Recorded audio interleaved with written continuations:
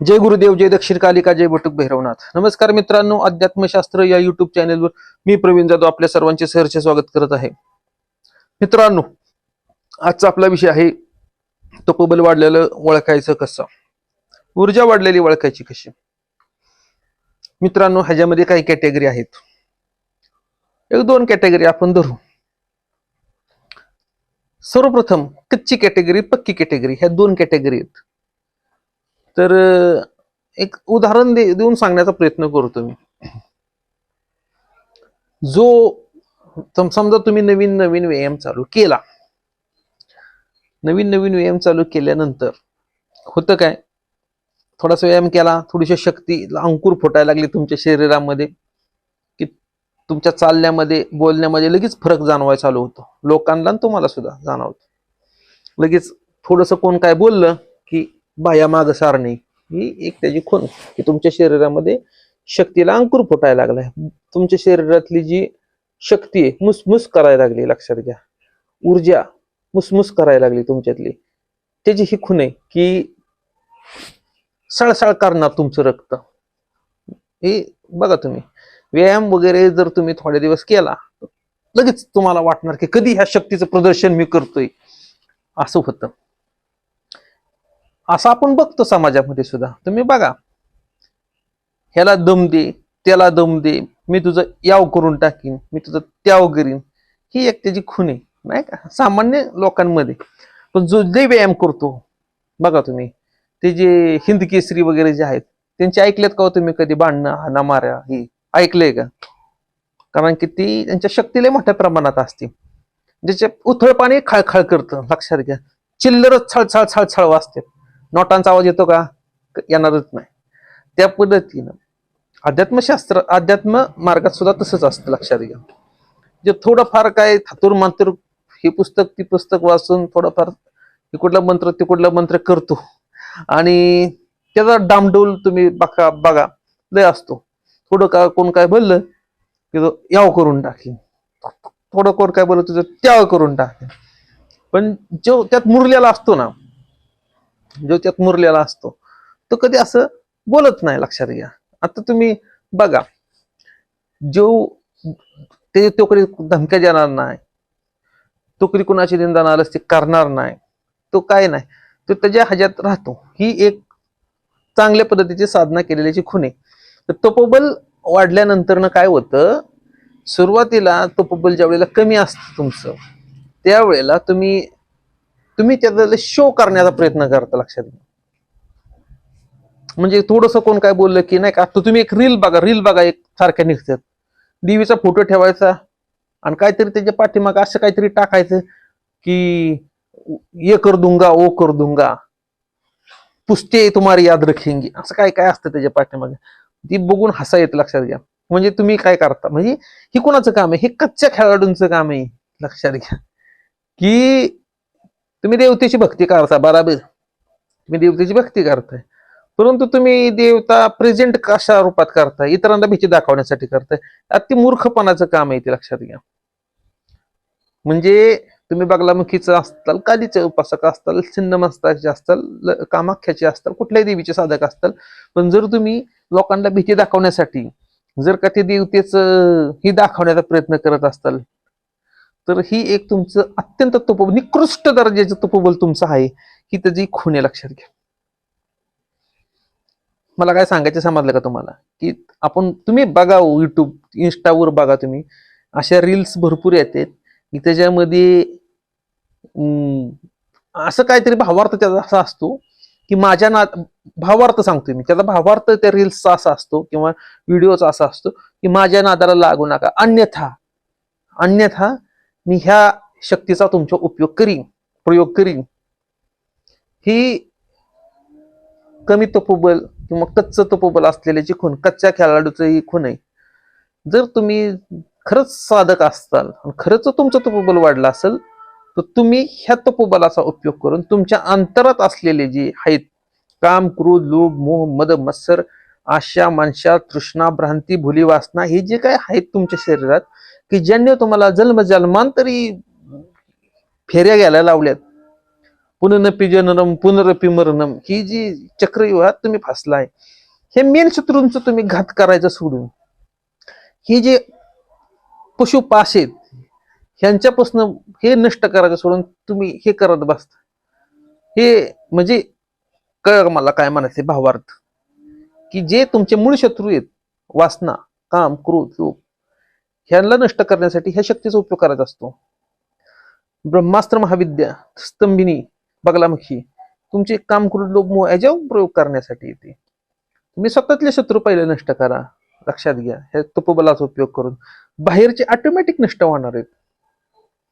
तुमचा रोग बाहेरच असतो, दिव्याखाली अंधार, असं नाही, असं काय ही काय कामाचं नाही.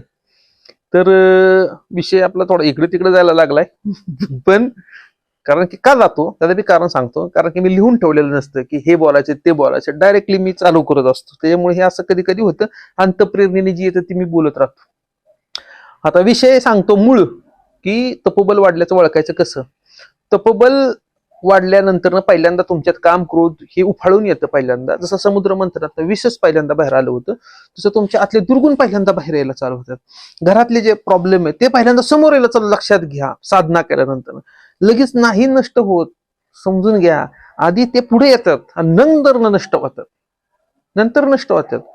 तुम्हाला किडनी स्टोन झाला, आधी रिपोर्ट पुढे येतो की किडनी स्टोन आहे, त्याच्यानंतर ना ते डॉक्टर निष्ठ करत असतो. तसं साधन भजन केल्यानंतर देवता तुम्हाला पहिल्यांदा पिक्चर समोर आणतो तुमच्या, की बाबा ही प्रॉब्लेम आहे. त्यानंतर तुम्ही साधन भजन जे काय करताल विधिविधान, त्याने ते हळूहळू ते नष्ट होऊन जातं. लक्षात घ्या, विषय हा समजला तुम्हाला. तर तपोबल वाढल्याला ओळखायचं कसं. तपोबल ज्या वेळेला वाढतं त्यावेळेला पहिली गोष्ट, एक नंबर एक, तुम्हाला वेगवेगळे सुगंध यायला चालू होतात. सुगंधाच्या लाटा तुम्हाला मधनातनं अनुभवायला मिळतात. देवी देवतांचे स्पर्श तुम्हाला व्हायला चालू होतात, जाणवतात तुम्हाला स्पर्श. ही एक त्याची खूण आहे.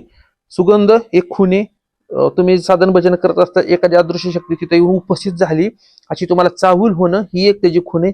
कधी कधी प्रत्यक्ष सुद्धा त्या गोष्टी तुम्हाला दिसू शकतात, तर ती एक त्याची खूण आहे. लक्षात घ्या. कधी कधी ध्यानावस्थेत दिसू शकतात, ती एक खूण आहे. स्वप्नावस्थेत दिसू शकतात, ती पण त्याची खूण आहे. त्याच्यानंतर अजून एक सांगतो की वेगवेगळे रंग दिसायला चालू होतात, ही एक खूण आहे. डोळे झाकल्यानंतर एकदम पिवळा भडक रंग दिसणार, लाल दिसणार, हिरवा दिसणार, निळा दिसणार, असे वेगवेगळे रंग दिसणार. ज्योती दिसणार, ज्योती दिसणं ही एक खूण आहे त्याची. अजून काय खूण आहे, हा, अजून कानामध्ये वेगवेगळे नाद ऐकू येणं, ही एक खूण आहे. तुम्हाला तुमची संगत बदलून जाते तपोबल वाढल्यानंतर. तुम्ही सर्वसामान्य माणसात तुमचा दम घुटतो, असा म्हणजे काय म्हणतात त्याला, गुदमारणार तुम्हाला. साधू संतांच्यातच तुमचं मन रामणार किंवा एकांतात तुमचं मन रामणार. विषयी विकारी माणसांच्यात तुमचं मन रामणार नाही, त्यांच्या गोष्टी तुम्हाला ऐकू वाटणार नाही, ही एक त्याची खूण आहे. तुमच्यातला मीपणा नष्ट होतो, ही एक त्याची खूण आहे. परिपक्वताची खूण सांगतोय, परिपक्वता. एक कबीराचा दोहा आहे बघा, काय बरं, मी बघतो हा, बरेचसे जण काय करते ती, की काय बरं, ती कबीराने एक दोहा सांगितलाय, मला आठवू देत मला. मान बडाई ना करे, ना बोले बडिया बोल, हिरा मुख से ना कहे लाख हमारा मूल. याचा अर्थ काय, हे काय सांगितले कबीर महाराजांनी, की स्वतःचा मीपणा मीपणा मी मी मी मी मी करू नका. तर साधकांसाठी ही अति आवश्यक गोष्ट आहे साधन भजन करताना, की आत्मस्तुतीपासून त्यांनी थोडस बाजूला राहायला पाहिजे. हे एक आहे, लक्षात घ्या. तर जास्त साधना झाल्यानंतर तुम्ही आत्मस्तुतीपासून ऑटोमॅटिक लांब होता, तुम्हाला आवडत नाही ती.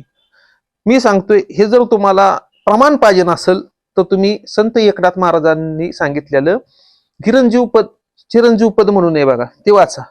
त्याच्यामध्ये सगळ्या गोष्टी सांगितलेल्या, त्या अनुषंगानं साधकांनी वागलं पाहिजे. वैराग्य त्रिप्रकार सांगितल्यात त्यात, सात्विक, राजस, तामस, नाही का.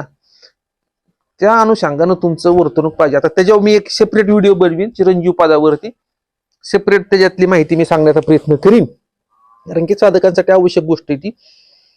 आता फक्त एवढं सांगितले मी, की विषय व्हिडिओमध्ये कुठले कुठले घेतले मी, की कच्चं तपोबल असल्याला कसं ओळखायचं. कच्चं तपोबल असल्याला ओळखायचं असतं की ते खळखळ करतं, ह्याला दम दे, त्याला दम दे, त्याला दम दे, मी याव करीन त्याव करीन, खराटा फिरवीन घराव, ही त्याची भाषा असते कच्च्या तपोबलवाल्याची. लोकांना धमकी देणे ही एक त्याची खून आहे. अंधश्रद्धा पसरवणे ही खूनच आहे त्याची, लक्षात घ्या. पण पक्क तपोबल असेल तर तुम्ही ते फोकस सगळा ऊर्जेचा तुमच्या आत्मकल्याणासाठी किंवा भक्तीच्या प्रसारासाठी, साधकांसाठी खर्च करता, बलिदान करता तुम्ही तुमच्या शक्तीचं किंवा तुमच्या ऊर्जेचं, की हे चांगल्या कार्यासाठी. ऊर्जा चांगल्या कार्यासाठी सुद्धा खर्च केली पाहिजे. जसं पैसा चांगल्या कार्यासाठी खर्च करावा लागतो, खर्च केला पाहिजे, त्यातनं पुण्य मिळतं, तसं ऊर्जा सुद्धा, तपोबल सुद्धा चांगल्या गोष्टीसाठी खर्च केलं तरच त्याचं पुण्य मिळतं, लक्षात घ्या. आणि तपोबल वाढल्यानंतर काय काय होतं ते सांगितलं तुम्हाला, की वेगवेगळे नाद ऐकू येणे, ही होणे, आध्यात्मिक अनुभूती येणे, ही त्याच्या खुणा आहेत. तपोबल वाढलेलं स्वतः तपोबल त्याची उपस्थिती तुम्हाला दाखवून देतं, इतरांना विचारायची गरज नाही. सूर्य उगवल्यानंतर जसं सूर्याला सांगावं लागत नाही मी सूर्य आहे म्हणून, तसं तपोबल वाढल्यानंतर तपोबलाला सुद्धा सांगावं लागत नाही की मी तपोबल आहे. देवतेने तुमच्या जीवनात प्रवेश केला तर देवतेला सांगावं लागत नाही मी देवता आहे, ते ऑटोमॅटिक त्याची उपस्थितीनेच तुम्हाला जाणवणार की देवतेची उपस्थिती झालेली आहे. ह्या काही गोष्टी अनुभवाच्या असतात, ती काय म्हणतात त्याला, ती आत्मप्रचितीच्या त्या गोष्टी तुम्ही साधना करूनच तुम्हाला त्याची आत्मप्रचिती येऊ शकते. कुणी किती सांगून त्याची तुम्हाला, तुम्ही फक्त ते ऐकणार, तुम्हाला समजणार काहीच नाही, ह्या गोष्टी त्या. तर मित्रांनो, सगळ्यात आधी विषय हा, बऱ्याच व्हिडिओला अत्यंत गॅप होतोय माझ्या.